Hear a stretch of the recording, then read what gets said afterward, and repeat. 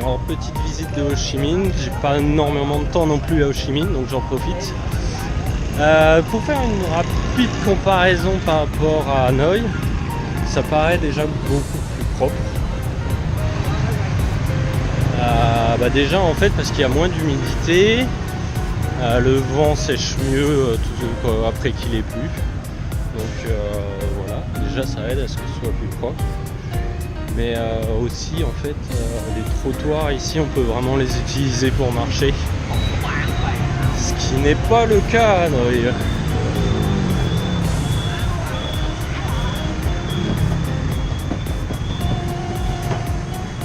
Après d'un point de vue architectural Ho Chi Minh paraît beaucoup plus, est beaucoup plus occidentalisé.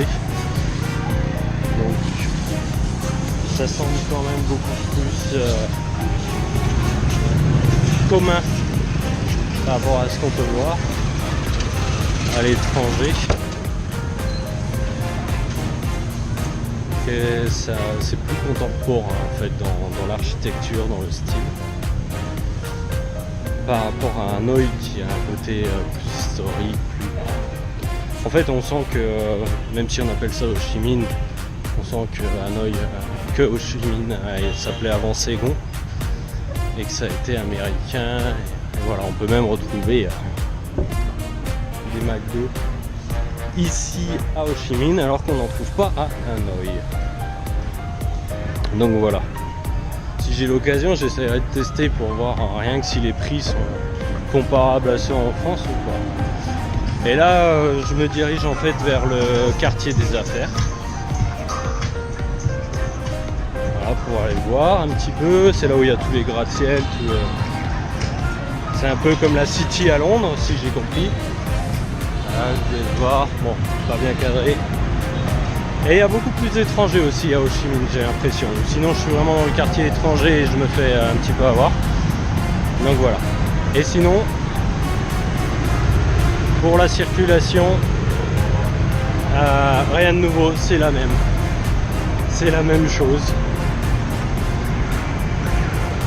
Donc de ce point de vue-là, voilà. Alors je vais vous montrer un petit peu donc le quartier des affaires, c'est vraiment là où il y a les gratte-ciel.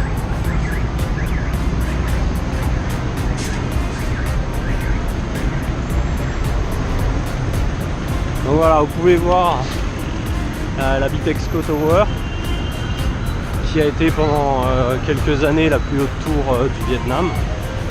En fait, avant il y avait la Lotte Tower à Hanoï, après ça a été la Bitexco Tower et maintenant je sais plus trop laquelle est la plus grande. Je sais que les deux sont dépassés mais je sais plus où est la plus grande. Donc voilà, ça fait quand même plus de 200 mètres de haut et comme vous pouvez le voir, voilà, ça continue de construire, ça ne s'arrête jamais. Donc là ça a l'air même d'être un partenariat Japon-Vietnam. Il y a beaucoup d'accords paraît-il entre Vietnam et le Japon. Quand on voit l'ambassade, rien que l'ambassade du Japon à Hanoï, on se dit que oui, c'est un peu immense, donc ils n'ont pas eu trop de difficultés.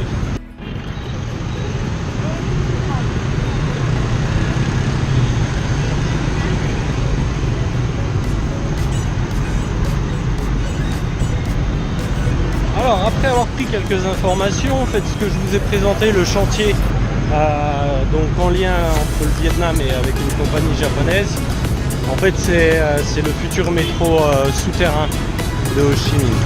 Donc à Hanoï le métro va être aérien et à Ho Chi Minh il va être souterrain.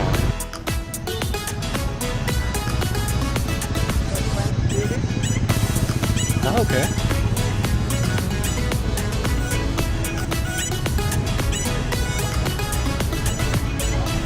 Non mais rien que le plaisir d'entendre les oiseaux. Le silence et les oiseaux.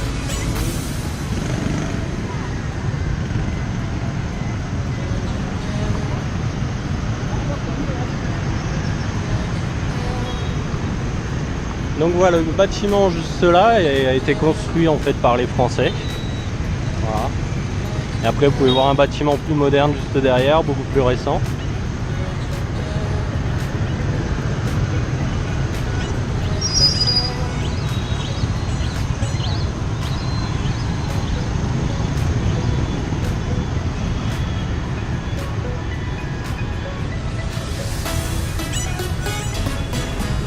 Donc ça, c'est quoi l'utilité, la fonction de ce bâtiment? C'est la mairie? D'accord. C'est les Champs-Élysées. Ouais. All the events, Ok, people come here. D'accord. Donc le bâtiment qui a été construit par les Français derrière moi, c'est la mairie de Ho Chi Minh. Et là en fait on est vraiment sur l'allée, sur l'avenue populaire, enfin pas populaire mais où à chaque fois qu'il y a des gros événements comme le Nouvel An, c'est là où viennent les gens en fait dans la rue. Donc voilà, c'est un petit peu les Champs-Élysées, je comparais ça aux Champs-Élysées de Ho Chi Minh.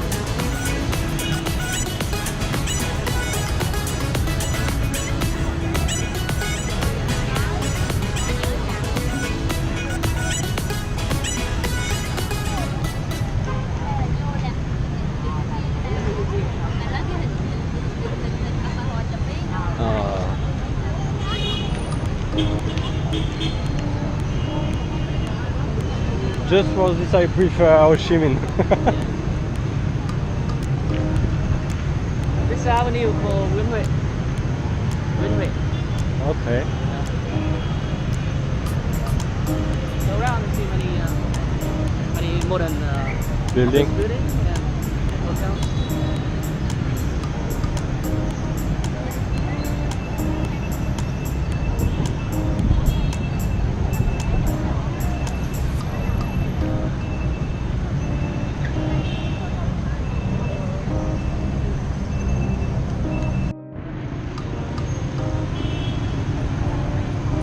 Voilà, alors je suis pas sûr, je crois que c'est le théâtre d'Ho Chi Minh, lui aussi construit par les Français. Donc voilà, petite place. Donc voilà, on est vraiment dans le quartier de Ho Chi Minh. Là on a l'hôtel Continental, juste avant on avait l'hôtel Rex, qui sont des grands hôtels. Donc voilà. Et c'est vraiment incroyable, hein. On entend les oiseaux, tout paraît quand même beaucoup plus propre. Donc c'est vraiment différent. Ça n'a rien à voir. Presque les deux villes ne pourraient ne pas être comparées, tellement, enfin, il y a quand même beaucoup de différences.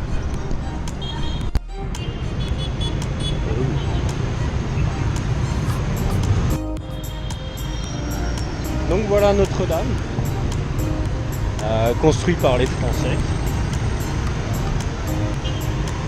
Je suppose une des avec la poste, de style français aussi.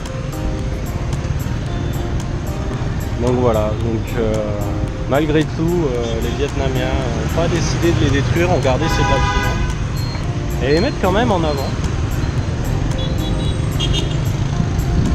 Donc la poste en jaune et Notre-Dame.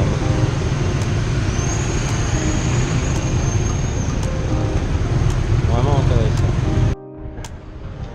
Donc voilà, nous voilà à l'intérieur de la poste.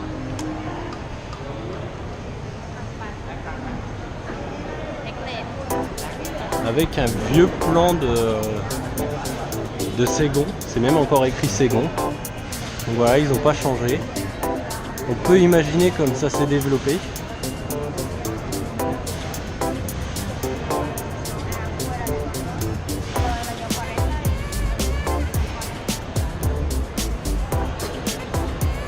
Voilà le sud du Vietnam. C'est des cartes de 1936. Pour Saigon, 1892.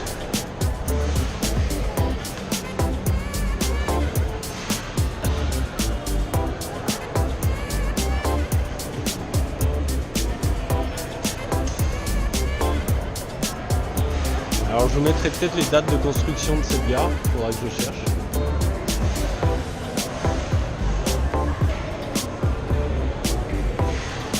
Alors il y a encore ce qui semble être les cabines téléphoniques, oui c'est ça.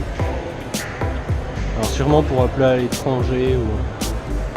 C'est